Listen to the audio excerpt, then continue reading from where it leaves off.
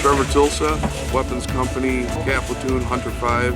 Darren Slaughterbeck, Weapons Company, 2005 until 2009. Matthew Campbell, Cat Platoon, Hunter 1, 04 to 05. Gavin Scutton, Golf Company, 2005, Iraq deployment to Fallujah. Then I switched over to Map 1, Weapons Company.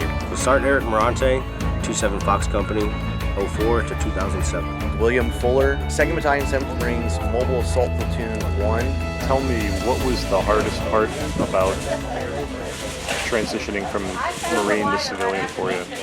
Well, I've had two major issues after I got out. One, me and my wife did separate for a little bit, and it was a trip out to see Bowden that I realized that I held on to a lot of stuff, you know, even outside of just the military stuff, even in my personal life, it was stuff I'd hold on to, and then I'd remember it, and it'd bring back, you know, even the petty little stuff that, you know, when you're in a marriage and it doesn't really, you know, it's just something that you should just let go and not worry about. I was holding on to that, and it was building and building and building. And it's the same with, well, I was in the military, and it was when I was talking with Bowden when we had taken a trip out to see him that I realized that, you know, I need to actually start letting this stuff go. And it worked great. You know, we got back together, you know, we had that 6-month break in there, but we were still working together as parents, everything. We never had any issues there, you know.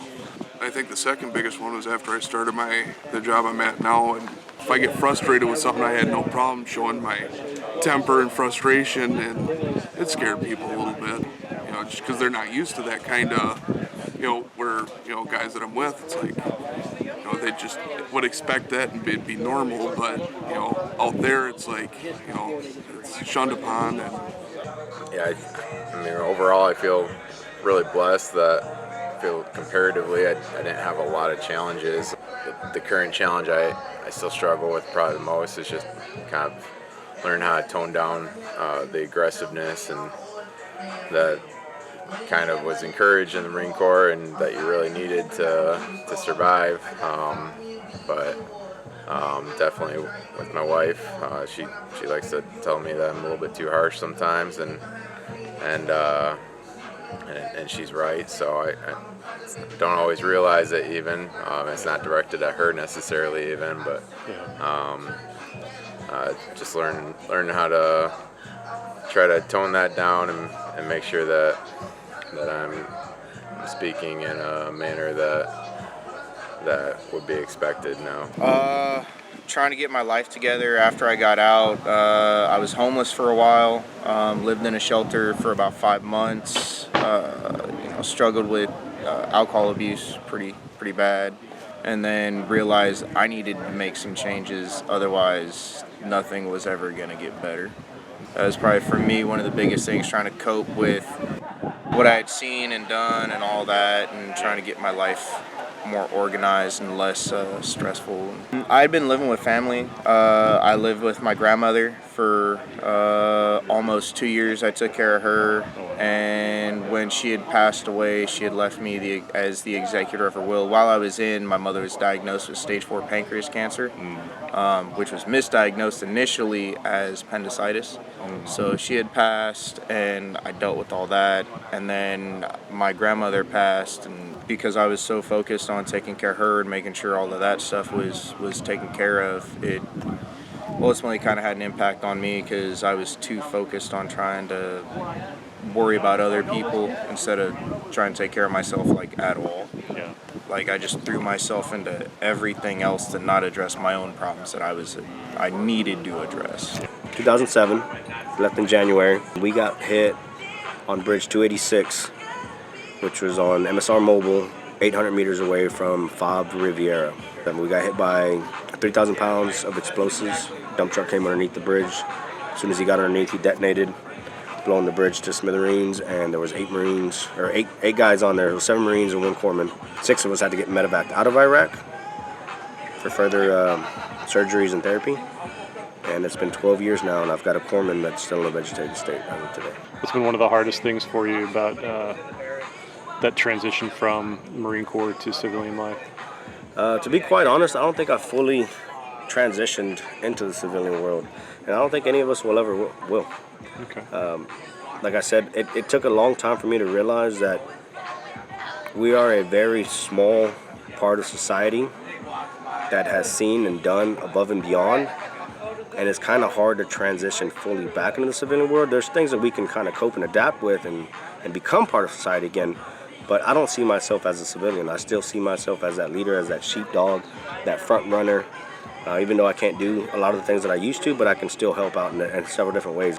So for me personally, transitioning out of the Marine Corps was a little bit darker than some of the other guys. I was under kind of a stigma and a black flag, a little black cloud. I started dealing with my PTSD and my alcoholism. I felt cut out from the unit, no longer a part of it. The hardest part of transition was doing it alone. I felt like I was doing it alone because I couldn't call any of my friends because I was under the impression that they all hated me. So my transition was fairly dark because I came back home to Texas. Didn't have much of a support system. I had a lot of guilt. I didn't understand, why I was feeling the way I felt about certain things, and having a real hard time finding a mission. I was doing the VA thing, going to all my appointments, going to the group sessions, and just could not find where I was supposed to be. It was that lack of structure, that lack of consistency and routine. When I got out within the first 2 weeks, I hit rock bottom. And I had to experience something that really shook me to my core, to really make me realize that there's something out there with a greater purpose, and I need to find what that purpose was.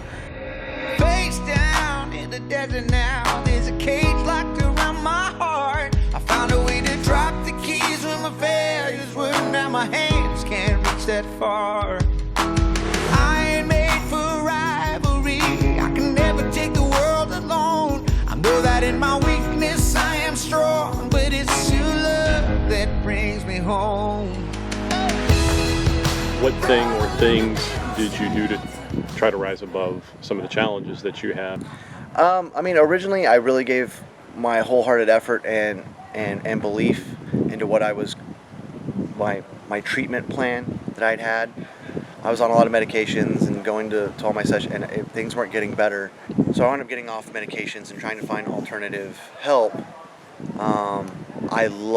Luckily, I live in Texas, and there are a ton of organizations. I had a caseworker who's a social worker. Get me set up with the right kind of therapist. I got a financial advisor, like 3 financial advisement sessions where we sat down and went over, what I was making, what I had coming in, what my expenditure was, and helped me kind of try to create a better way of spending my money. I'm still not the best at it. There's a couple veterans that, Air Force, Marine Corps, Army vets that, after they felt, after a couple of years of working there and they felt comfortable talking to me about, they looked at me, they're like, you might want to go and talk to somebody and get some help, because, if I get frustrated, it's like I still had that temper and that, frustration, and so finally, after a little bit of listening to it and talking it over with the wife, I ended up finally going and seeking help with the VA and everything. So it took a while, and especially that same help. When I got out, it wasn't something that it was shunned upon. Like PTSD was a bad label. It wasn't something that you wanted on you to even acknowledge that you had. So. Fortunately nowadays it's not that, and I had co-workers, family, and everybody helping me through it. So fortunately my wife and my kids have helped me through a lot of it, and I was able to talk with my wife on a lot of it, and help me through, adjusting back to the way things, where I'm at now, I guess, For me, I've always relied a lot on my faith. I believe that Jesus came to earth to die for our sins, and my whole life is just filled with the purpose of trying to bring Him glory and honor. He created me. I have no right to expect anything else. So kind of with that little bit different worldview than a lot of guys have, and kind of the confidence that ultimately if I'm to pass away or get killed in the war or whatever, I knew where I was going, and I wasn't scared of that. So it kind of gave me that confidence and ability to cope with kind of the traumatic experiences that we had. This life isn't inside my own control. It's not something that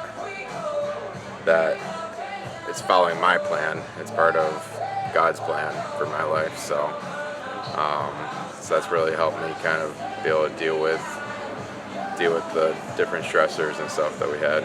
For me, I ended up while I was at the shelter, I was getting treatment, because it was sober living, so no drugs, no alcohol, like for anybody. It was only for it was only for vets, most of which were combat vets. Had to go to multiple groups a day, learn different therapy techniques and whatnot to address my issues. I started going to the VA a lot more to really dive into what my problems were, stuff from childhood, stuff from, being an adult, and then, from everything overseas and all that, getting all that kind of sorted out and trying to make sense of it so I wasn't just hanging on to these straws and trying to find a way to go ahead and let things go, so to say, and not try and hang on for dear life and just white knuckle who I was, like when I was in the Marine Corps, and just keep that as like the only thing I can offer, and gradually find that there's actually a whole lot more.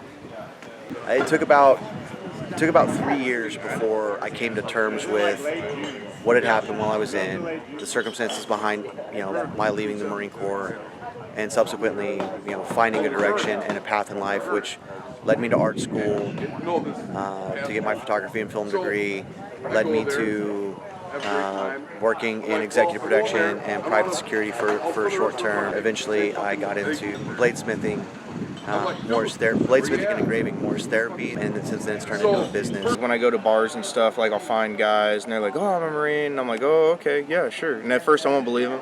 And I'll ask them, like, "Okay, well, who are you with? What is your MOS?" I'll run through a gambit of questions to verify that they're actually who they say. And there's two things everybody knows about us. Like, we kicked ass in Iraq and Afghanistan, and unfortunately, our units had quite a few suicides. I mean, I've been there. I've sat there. I've had a gun in my mouth. I've consequently given my firearms to family members to hold them when I'm at those low points. And I found a way to get myself through it, through a good support system, going through the VA and addressing some of the issues I need to do. And at the end of the day, like, that's all that matters. I'm never going to be perfect. I'm never going to be, the best or whatever the case is. But as long as I'm pushing forward a little bit each day, that's all I can ask for. Like, I'll take 2 steps backwards one day, but the next day I'll try for 3. I'll try and get 3 steps forward. That way I'm still ahead of where I was. That's all I care about. As long as I'm a little bit better, that's all I need. That's all anyone can ever ask for, just a little bit better. Victory doesn't go to the perfect, it goes to the persistent. Exactly. My guys, the ones that aren't here, and then the ones that are still here, that kind of need that motivation, that inspiration to kind of get them to stop feeling that self-pity, that self-guilt that we all carry for one reason or another. I give them hope, I give them inspiration, and this is why I do the things that I do. It's not for me, it's for everybody else. Because if I can do it, then I know they can do it. And if we can do it together, then we will maximize the effectiveness and help others. And helping others is what's really been keeping me going. Because I know there's somebody else that's in the worst place than I am that may or may not be able to do the things that I do, so I do it for them. But it was really allowing people to help me try to get reoriented. Because when I was doing it myself, being stubborn, I was running into that wall, trying to scale that cliff that I just fallen down to get back to where I was. That's a great analogy that we got this weekend, and I didn't bother to look behind me or look to my left and right and realize that I could could move this way. And it was having other people, all those organizations and support elements around me. So it's not, I don't ever feel that it's one of those like hop to, jump and go kind of deals. It's not going to happen in a short amount of time. You know, I still go to counselors on a regular basis. I do therapy. So I'm still personally working at trying to make sure I get my life on a track where I want to be. So it's an ongoing mission. I need to find what that purpose was, and so for me it was my faith. Faith was the one thing that really drove me to come to know God for one, and have a personal relationship and you know, and trust in Him and let Him lead me. And from there it was after a few years I stepped foot inside the VA. And for me, it took me a long time to go there, about 6 years. But when I first stepped inside, that was home. It was walking those halls and walls and talking with those guys and those gals that share that same passion, same mission. And you know, it's not every day that you can walk those same halls and walls and share your story with someone that truly gets it and understands you. And when I found that, I said, you know, I'm going to be here. I'm going to make this my mission, my purpose. I just wanted to do everything I can in honor of my guys of 2-7 to continue that legacy of leaving something greater within the name of 2-7. And so to where I'm at today, I mean, I go around and advocate and speak with veterans all across the world, share my story, and now working with the national office of the VA, telling veterans about, asking them, you know, to really think, what is their mission in life, what is their purpose, what do they live for, and really coaching them and being that mentor to them. Because I think every person ever needs a mentor and someone to be there for them, and always take that moment to tap them on the shoulder and say, hey, what's going on, brother? How's life? You know, and really just be there for them. You know.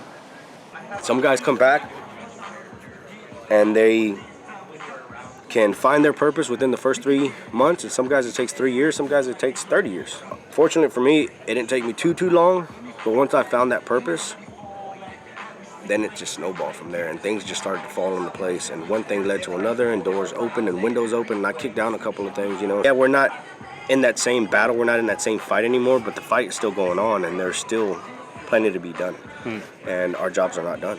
So we have a constant obligation and responsibility to continue that. And like I said, I did kind of hit a downfall for about a good 8-9 months where, you know, it was the domino effect. Things just kind of went downhill, and then I hit rock bottom. And once I got to that rock bottom, you know, I had some time to think, and I was like, dude, what are we doing? What route are we going, and what path are we taking? And I got back with God, and I found my new purpose.